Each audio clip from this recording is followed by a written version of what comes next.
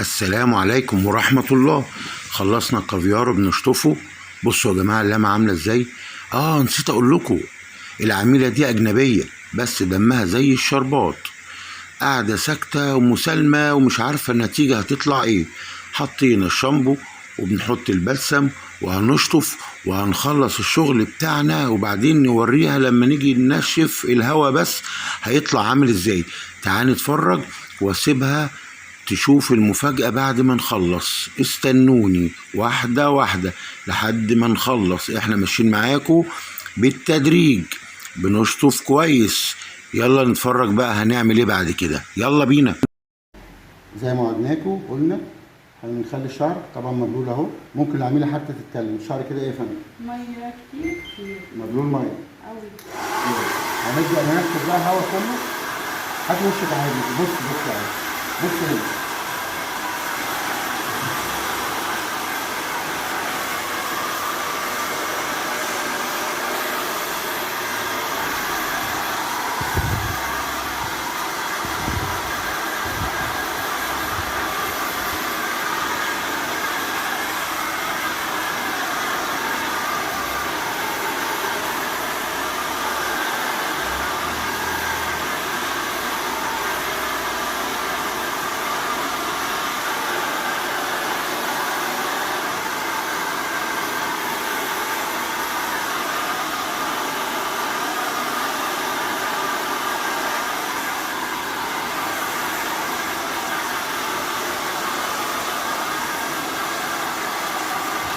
اول حاجه بس انا كنت ممكن انشف نص التنشيفه وبعدين اكمل عادي، بس انا عايز يبقى فيه مصداقيه ان الشعر كله مبلول والله خالص. بديت لكم معاه من هو مبلول قوي لحد ما ينشف خالص. هوريكم عمل ايه.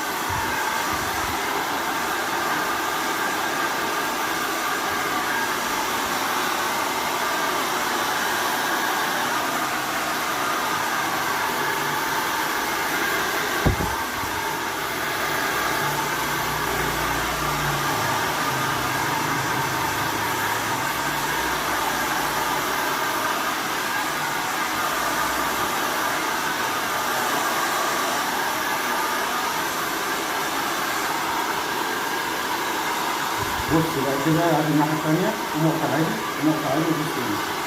ومقط.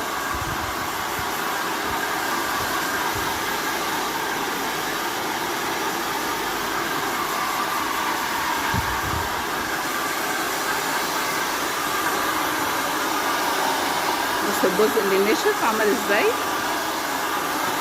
بقى سايح ونايح وبيلمع.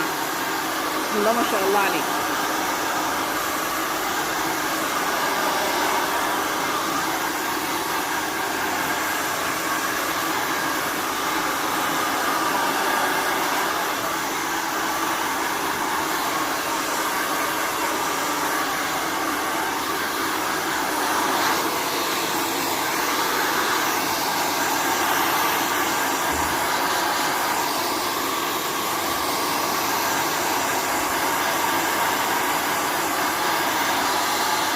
تاخدي في العادي شويه تنشفي بنفسك، تنشفي بنفسك، تنشفي بنفسك. العادي زي ما هو كده العادي نشفي كله نشفي كله.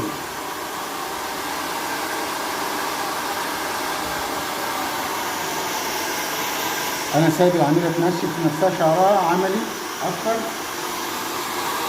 اهو.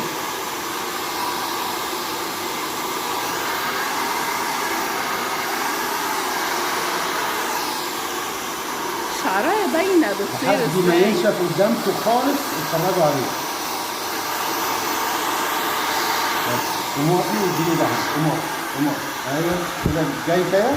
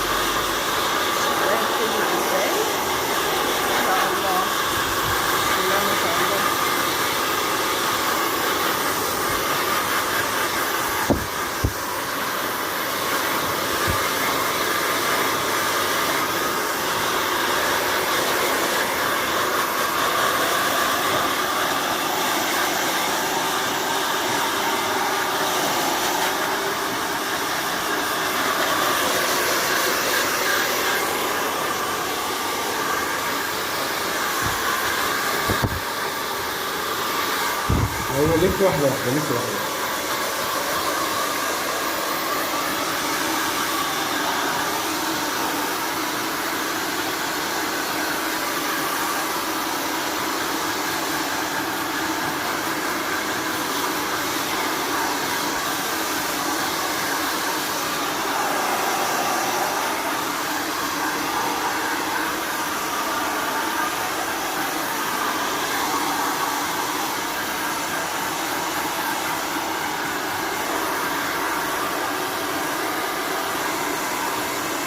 هنلف واحدة واحدة بقى بالراحة.